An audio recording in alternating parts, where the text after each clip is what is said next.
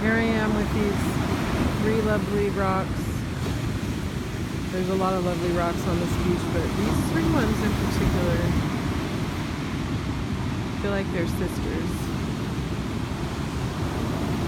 They're really beautiful, and they are always constantly speaking to me. Or at least when I'm sitting here, I can hear myself clearly in this beautiful spot that I love very much, that I want to share because it's just so flippin' beautiful. I've been feeling a lot of intense emotions the last, I don't know, few weeks really, off and on, but the last few days have been coming on really intense for me. I'm feeling intense emotions on every level. Feeling all my emotions really intensely, I guess is the best way to put it. But, I always get tripped up on the fear, that one. I don't know, it seems like that's what we got to break free of, is the ones that trip us up. But I think for me, there's this fear of abandonment that keeps coming up that I have to clear somehow. I mean, I guess it starts with like loneliness or fearing being alone, but the heart of it is abandonment, that at some point I'll be abandoned by everyone I love. But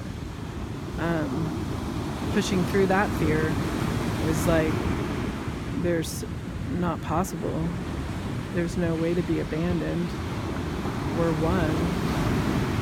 Understanding that and trusting that and believing in it and allowing that to comfort me has been helpful. But also I think it's so important to clear that fear because it keeps us from speaking our truth, because we're afraid if we go and speak what we're really feeling or thinking, that we'll be abandoned for it, for our deepest, all those other feelings, the deepest aspect of those. We're afraid to show them or speak them because we'll be misunderstood, or we will be completely understood and rejected for it. So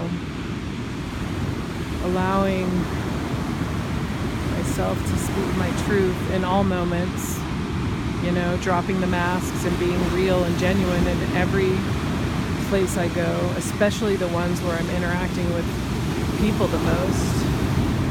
Embody that the most there, everywhere. But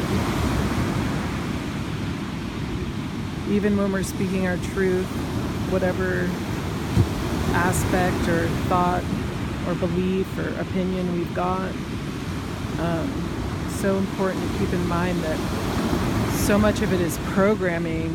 I mean, even talking about the programming is programming in a way. So we have to find whatever tool or mechanism we can to look within and seek the truth there, because that's the only place it is. I grew up knowing and being taught that God's within and the kingdom is within. If you want to find your truth, that's where God is. And so no one can tell us what's right or wrong, or what we need to let go of, or what we need to hold on to, or what we need to change or finish or walk away from, believe in, what we feel. We have to find what resonates with us. For me, that's like going into my heart. When my heart and my mind line up 100%, it's right every time. And sometimes my mind will fight, and that's when you go back to the shadows and the programming, and you just keep going. I just keep going until it finally lines up, and then I know this point is lining up for me. This is where I stand. This is where I should be. This is what I should believe. This is what I should know.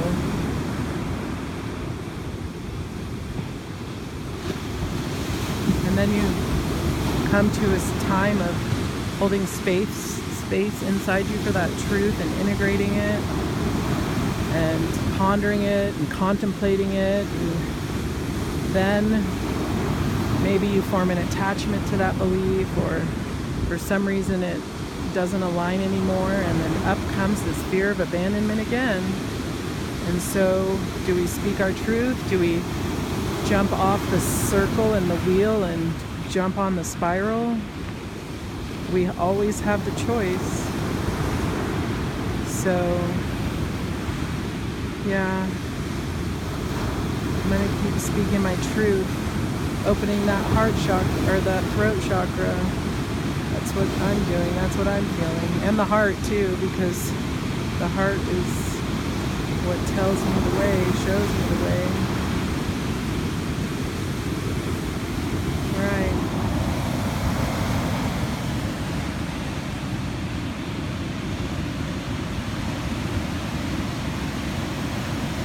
Those rocks are so beautiful.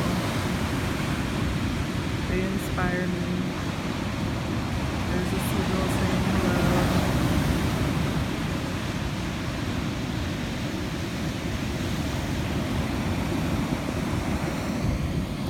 All right.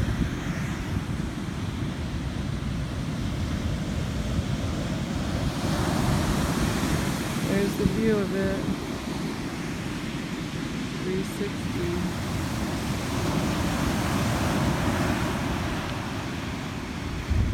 There's the seagull saying hello again. Hey, seagull.